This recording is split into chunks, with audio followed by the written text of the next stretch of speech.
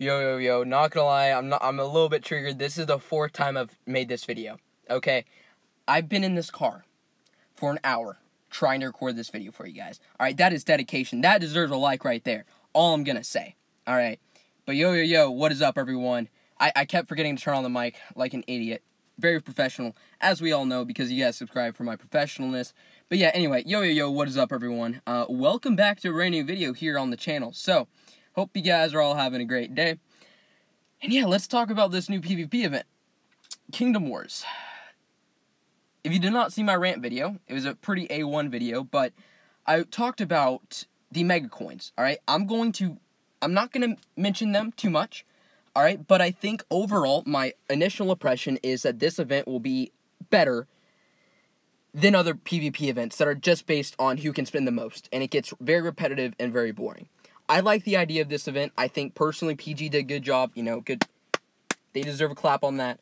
But yeah, so, like I said, I've recorded this 4 times. This is my 5th time to, this is my 4th time to record this video. And all of them have been very, very long. So, I'm glad I said in the other videos, but I'm going to split this up. This video is purely informational, alright? The second video that will be uploaded after this one will include all the tips and strategies, because there's a lot of content involving this. There's a lot of stuff that you need to understand going over this information, so I don't want to put out, you know, a 60-minute long video, you know.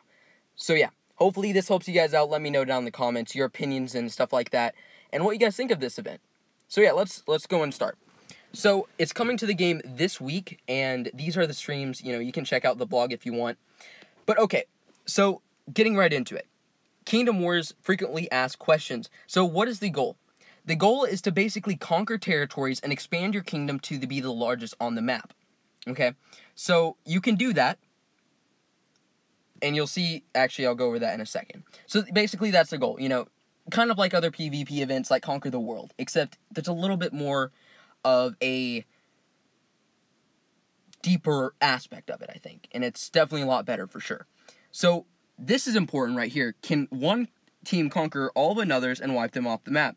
So, let's say, you know, catnapping was in Diamond 1, and Tony was there. Guess what would happen? They'd be wiped off the map. If PG had not put in this thing right here. It says, no team can wipe another off the map, and every team will maintain their capital even if the rest of their lands are conquered. So the capital is like a landmark that every single team will begin with, and it will be the starting point at the beginning of the event. They cannot be conquered by any other team, and they will always be in possession of the team that starts out with them. So as you progress throughout your kingdom, and let's say you do really bad, and everybody's taking all your territories, even if they're doing all that, you still have that one piece of land that you could potentially use to start taking territories once again, you know? So it's not like, okay, I'm completely off the map, it's over for me, right? And I think that's a good concept for PG to do. Let's see, is my team location on the map random? So your capital is chosen randomly by, I'm assuming, a generator or something, I don't know exactly, but I think it's to make it so it's fair. Now, I do believe, because I looked at the map a little bit, it probably will be different when it's in-game, but I think it's just to make sure that it's a little bit fair. But there are, I believe, spots that will be more strategic, or like closer to major monuments or minor monuments. You'll see what those are in a second if you don't know. But there will be more strategic capitals than others, but it should be pretty random. It's not going to be biased or anything like that. Now, watch my team get the worst one because I criticized mega attacks. Cast your bets right now, guys. Will Odin's team take an L and get the worst monument? I guarantee it. Okay. So, how do you expand your kingdom? So, basically, it consists of all territories that are either directly connected to their capital or are connected through the team's other controlled territories. So, basically, what this means is that it has to touch. You can never have a territory, except in one situation, which is down further in the paragraph, but you can never have a territory, and you can never attack territories that are not directly connected to your territories, okay? So it has to be linked in some way. You'll see on the map right here that they're made of hexagons, so you always have to attack people that are touching the side of your hexagon. So let's say you have the capital right here, this one with the dragon in it. You can potentially attack 6 different territories at the start because none of them are going to be owned, right? So you can attack those, and then once you get one of these, then you can attack these 2 right here that are not currently connected, okay? So you consistently build out over time as you get more territories.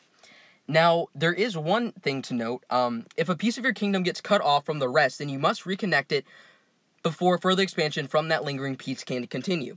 Now, what I take that to mean is that, let's say, you're right here, okay? This red represents you, and you see this, line. Like this line of your kingdom, okay? Let's say this one right here, the red one still left on the screen to the left, that is touching the corner of your screen, okay? Let's say that one is cut off from this link. Let's say the one right in the direct middle of your screen, out of those 3 red ones, the middle one is taken over by another kingdom.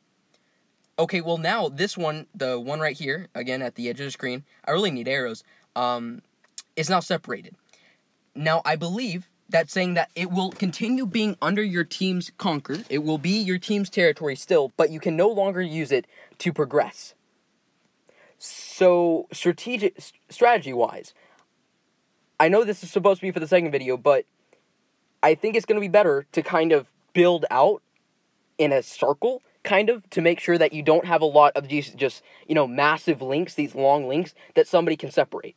Because if one single one of these is separated, that means all of these others, so let's say this one right here, that is connected to your capital, this one right here, the middle one out of the 3 that are currently sitting in the screen, let's say that one's cut off.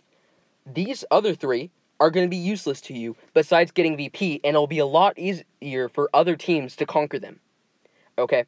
So I think, that's just another strategy. You don't want to have a bunch of long, basically, tentacles all over the map, because if someone cuts it off, then it becomes useless and you can't use it to conquer anyone else. And again, that's the map, by the way. So how can your team conquer a territory? Because at the beginning of the event, all of the territories are going to be unowned, alright? They're going to be basically like Gustav Islands or whatever. So every single territory has a certain amount of HP.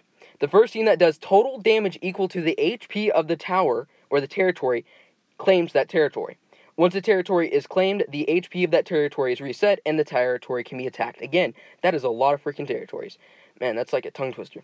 Okay, so I think this is saying that, this is what I gather, it's not based on percentage. You know how Koth, when you're attacking a fort, it's like whoever does the highest percentage damage to that territory will get it. Or it's fort. So let's say, a team gets 58% and the next team gets 42%.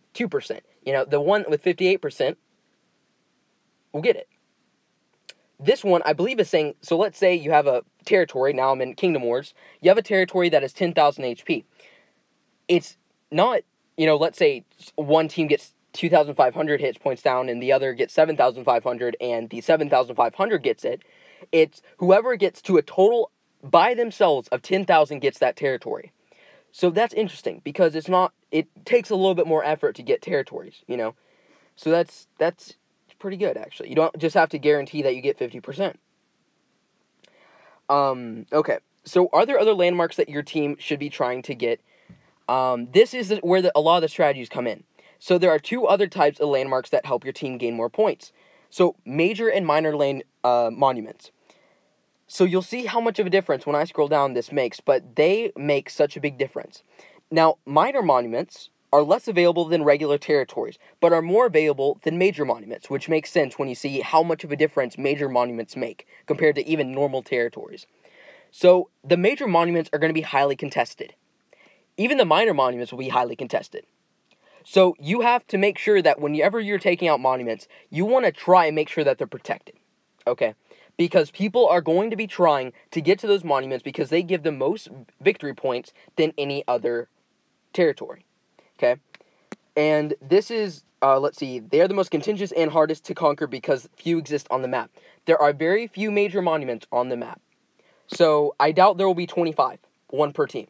I highly doubt that. So I would say maybe at most 5. I could see major monuments on the map. So that means 5 teams going for 1 piece of land. That could get interesting, for sure. Okay, here's where the big boy numbers come in. This is the difference. Regular territories give you 10. Major give you 100. 10 times more victory points. Guess who's going to be getting first place in the event? The team that gets the most major landmarks. Guarantee it. You can have 1 billion, regular territories, but these major landmarks give you 10 times the amount of victory points. That's crazy. Those are going to be highly contested. Those are the ones that you want to get. That's when I said, some places where the capitals start, that determines a lot, because if you're really close to a major monument, you better be getting your butt close to that thing ASAP, because that's what's going to give your team a lot of points. Minor monuments also give a quite a nice bonus. It's still 4 times as much as regular territories. So, again, if you can't get major landmarks, definitely still go for the minor ones, because those make a massive difference as well. Okay, so individual points are earned by attacking other territories, just like other major events. You can earn extra points through super attacks, mega attacks, I almost threw up in my mouth, and inner fires. I would almost never suggest using super attacks and mega attacks unless you have a bunch of stuff and you're just bored, which I completely understand. I'm not going to lie. I've been using super attacks lately because I've been really busy with some YouTube stuff, but yeah, if you're free to play, don't you do that. If you're free to play, you got to understand that it's going to take more time than, it takes other people. But if you want to be most efficient with your inner fires, do normal attacks. Much more efficient. Okay, strategies. What are some basic strategies? Yeah, we're not doing that, PG. That's my job. So for the teams and for the leaders and officers, yes, you can mark territories that you want people to conquer. This event is going to rely heavily on team coordination. If you have a bunch of teammates attacking random territories, the thing is that, again, it's not based on percentage. You have to be able to deal that total HP, or else all that work was wasted. Okay? So you want to have your full team, or, separated into groups, right? But a good amount of players hitting that thing together. So that way you get that HP before any other team. That is how you're going to get territory, not just by random people attacking random ones. I guarantee it. Unless you're in, lower leagues or whatever.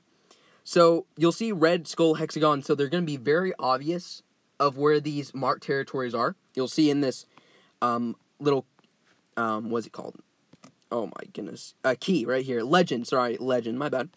Of what each of the tiles mean. Very clear, again, I'm going to talk about this, but overall, the visuals look very professional. Good job, PG. But the green ones are player capitals, the red ones are enemy capitals, the silver ones are minor monuments, major monuments, attackable hex, which, again, at the beginning, everything is not going to be owned by teams yet, so those are the ones that you can attack, and then you have the attack order, which I just explained. Okay, and then here is a visual of the map, if we'll ever load. It looks pretty sick. It looks really professional. I like the look of it. It's not a bunch of random colors. They're all red. Okay, so your team is the green ones, okay? All the rest of them are red. Now, they said it's either going to be different shades or it's going to be very obvious where other teams are. Like which ones, there's going to be some way to differentiate between teams, okay? But they're all going to be one color instead of 1 billion different ones. So I think that will make it a little bit more professional and not as chaotic for the eye. Man, this better work, alright? If you're saying this, like the video, because, man, I'm freaking tired of saying this stuff. I've repeated the thing 4 times now. But anyway, hopefully this helped you guys out. Again, check out the video later today on the strategies and all that. But, yeah, hopefully you guys enjoyed, and I will see you guys in the next video.